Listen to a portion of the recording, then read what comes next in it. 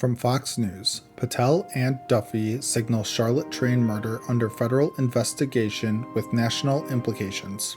The brutal killing of Ukrainian refugee Irina Zarutska on Charlotte's metro has FBI Director Kash Patel and Transportation Secretary Sean Duffy launching federal investigations. Patel says the FBI's been on it from day one, hinting at big updates soon, while Duffy slams the transit system's safety failures. Tied to President Trump's zero tolerance on crime, Duffy warns cities like Charlotte risk losing federal funds if they can't curb violence on trains and buses.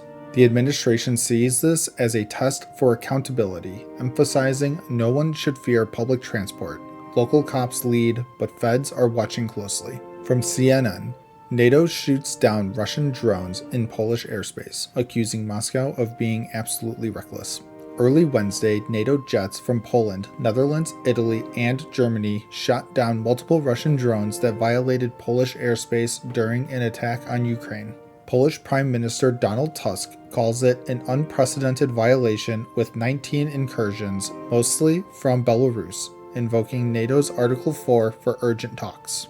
Russia denies intent, claiming no Polish targets, but NATO's Mark Rutte labels it reckless and dangerous.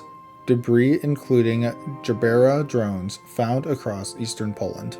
Allies from the US to EU denounced the escalation, with Trump reacting in surprise.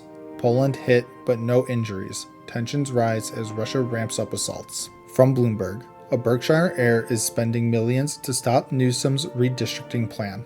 Charles Munger Jr., heir to Berkshire Hathaway's fortune, drops $30 million to block Governor Gavin Newsom's push to revamp California's congressional districts for Democrats. Munger, a physicist and reform advocate, fights mid-decade gerrymandering as a cancer, backing the independent commission he helped create, criticizing both parties.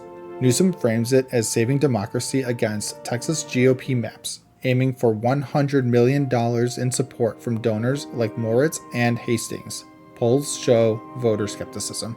With allies like Kevin McCarthy opposing, the November 4th vote could sway Congress and 2028 races. Munger vows more family funds for fair elections. From Newsweek, Democrats react as Republican majority shrinks after special election. James Walkinshaw wins the special election for Virginia's 11th district, replacing late Rep. Gerald Connolly, keeping the heavily Democratic seat blue. This flips the House to 219 Republicans and 213 Democrats, narrowing Speaker Mike Johnson's margin and complicating funding votes by September's end. DNC Chair Ken Martin hails it as overperformance against Trump's agenda. Rep. Abigail Spanberger praises Walkinshaw for honoring Connolly's legacy. More specials loom in Arizona, Texas, and Tennessee. Dem-leaning districts could shift power further as midterms approach in 2 months. From NBC News, a black man who was punched in the face by a white Florida officer asks the DOJ to investigate.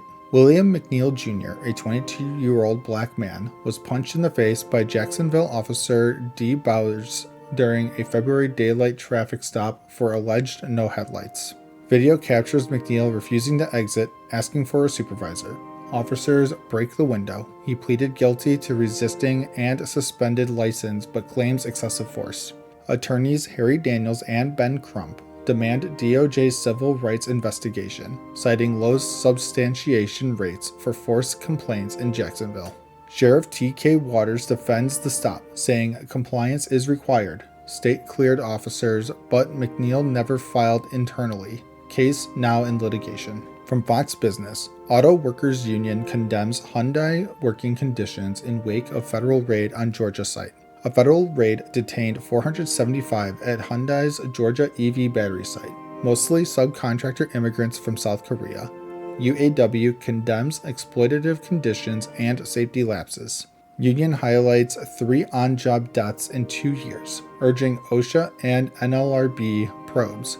Blames Hyundai for cutting corners, denying unions, and relying on immigrant labor. UAW stands with all workers against militarized crackdowns. Detainees to be released per U.S.-South Korea deal. But union says corporations, not workers, are the issue.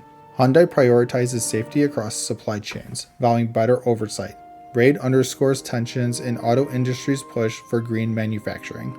And as always, thank you for the like, comment, and subscription.